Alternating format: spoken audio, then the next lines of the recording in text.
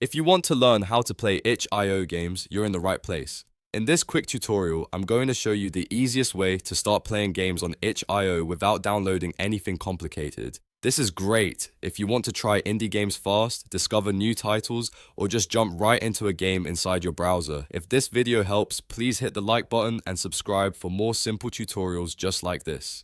Now let's get into it. First, open itch.io in your web browser. Once you're on the site, take a look around for games that say play in browser. That phrase is important because it means the game can be launched directly online without needing to install a file on your device. You'll often see this on the game page itself, usually near the title or in the game details. Browse through the listings until you find a game that interests you and make sure it clearly says play in browser before you click anything else. After you've found the game you want to try, click on the game to open its page. On the game page, look for the Run Now button.